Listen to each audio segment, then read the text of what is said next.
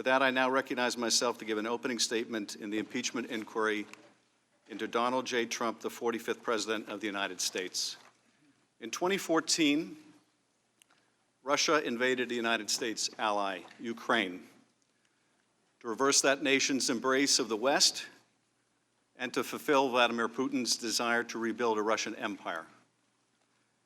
In the following years, 14,000 Ukrainians died as they battled superior Russian forces.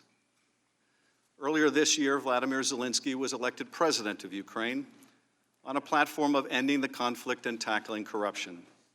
He was a newcomer to politics and immediately sought to establish a relationship with Ukraine's most powerful patron, the United States.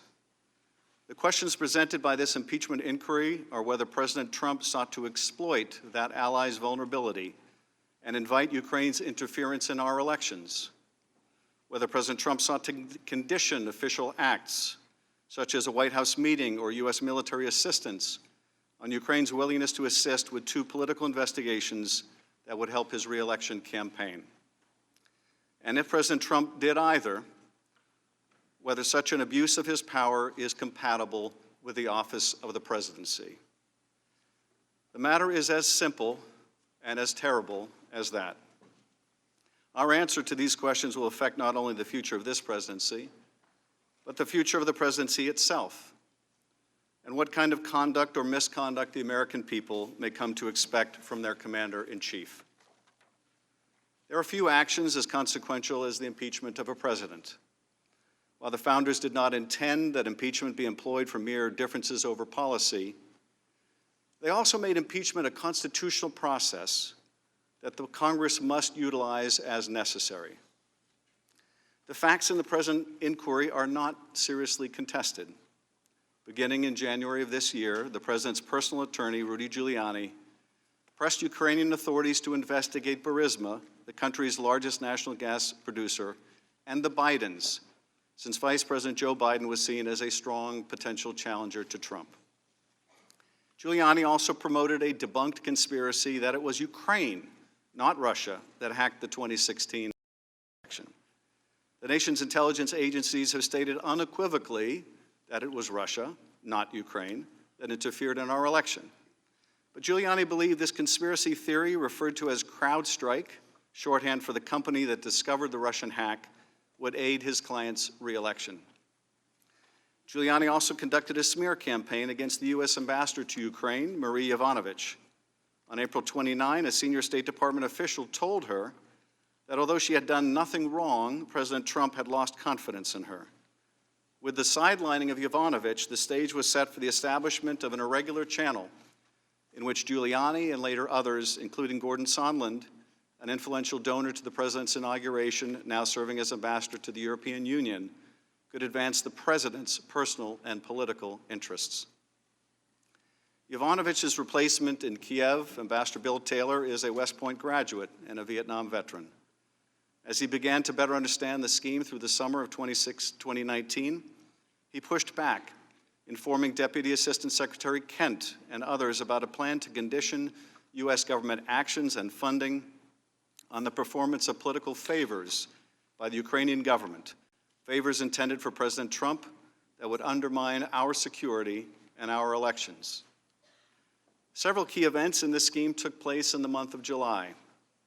On July 10th, Ambassador Sondland informed a group of U.S. and Ukrainian officials meeting at the White House that according to Chief of Staff Mick Mulvaney, a White House meeting desperately sought by the Ukrainian president with Trump would happen only if Ukraine undertook an investigation into the energy sector, which was understood to mean Burisma and specifically the Bidens.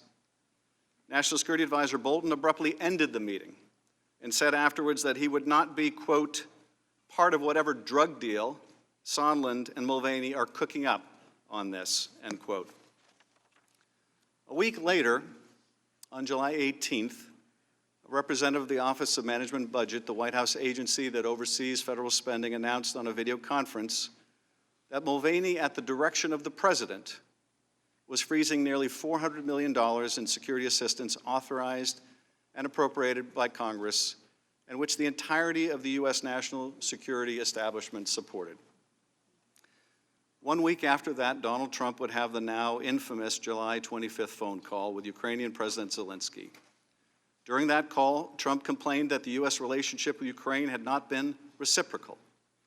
Later, Zelensky thanks Trump for his support in the area of defense and says that Ukraine is ready to purchase more Javelins, an anti-tank weapon that was among the most important deterrents of further Russian military action.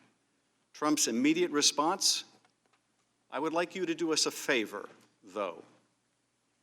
Trump then requested that Zelensky investigate the discredited 2016 CrowdStrike conspiracy theory and, even more ominously look into the Bidens. Neither of these investigations was in the U.S. national interest, and neither was part of the official preparatory material for the call.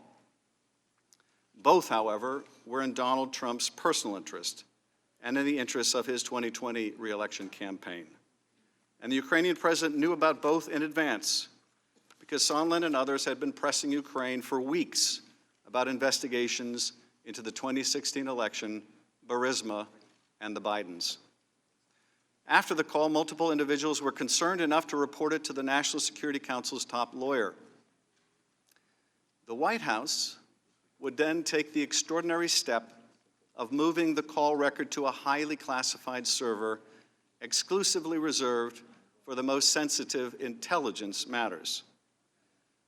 In the weeks that followed, Ambassador Taylor learned new facts about a scheme that even Sondland would describe as becoming more insidious. Taylor texted Sondland, quote, "Are we now saying that security assistance and White House meeting are conditioned on investigations?" As summer turned to fall, it kept getting more insidious, Mr. Sondland testified. Mr. Taylor, who took notes of his conversation, said the ambassador told him in a September 1st phone call that everything was dependent on the public announcement of investigations, including security assistance. President Trump wanted Mr. Zelensky in a public box. President Trump is a businessman, Sondland said later. When a businessman is about to sign a check to someone who owes him something, the businessman asks that person to pay up before signing the check. In a sworn declaration after Taylor's testimony, Sondland would admit to telling Ukrainians at a September 1st meeting in Warsaw, quote, that resumption of U.S. aid would likely not occur until Ukraine provided the public anti-corruption statement that we have been discussing for many weeks. The President's chief of staff confirmed Trump's efforts to coerce Ukraine by withholding aid.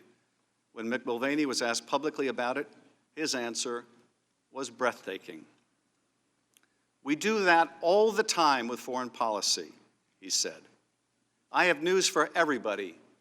Get over it. There's going to be political influence in foreign policy. That is going to happen."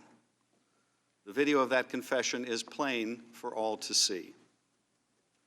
Some have argued in the President's defense that the aid was ultimately released, and that is true, but only after Congress began an investigation, only after the President's lawyers learned of a whistleblower complaint, and only after members of Congress began asking uncomfortable questions about quid pro quos.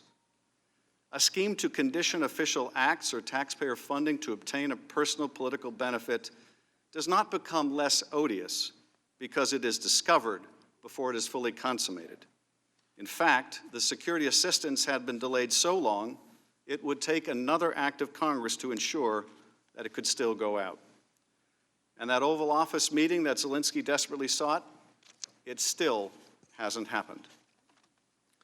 Although we have learned a great deal about these events in the last several weeks, there are still missing pieces. The President has instructed the State Department and other agencies to ignore congressional subpoenas for documents. He has instructed witnesses to defy subpoenas and refuse to appear. And he has suggested that those who do expose wrongdoing should be treated like traitors and spies. These actions will force Congress to consider, as it did with President Nixon, whether Trump's obstruction of the constitutional duties of Congress constitute additional grounds for impeachment. If the president can simply refuse all oversight, particularly in the context of an impeachment proceeding, the balance of power between our two branches of government will be irrevocably altered. That is not what the founders intended. And the prospects for further corruption and abuse of power in this administration or any other will be exponentially increased. This is what we believe the testimony will show, both as to the president's conduct and as to his obstruction of Congress. The issue that we confront is the one posed by the president's acting chief of staff when he challenged Americans to get over it.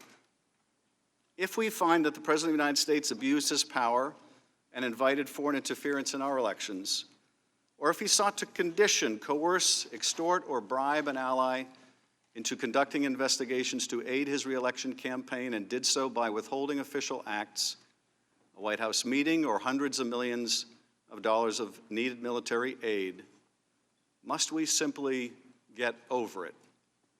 Is this what Americans should now expect from their president? If this is not impeachable conduct, what is? Does the oath of office itself, requiring that our laws be faithfully executed, that our president defend a constitution that balances the powers of its branches, setting ambition against ambition so we become no monarchy, still have meaning? These are the questions we must ask and answer, without rancor if we can, without delay regardless, and without party favor and without prejudice if we are true to our responsibilities. Benjamin Franklin was asked what kind of a country America was to become. A republic, he answered, if you can keep it. The fundamental issue raised by the impeachment inquiry into Donald J. Trump is, can we keep it?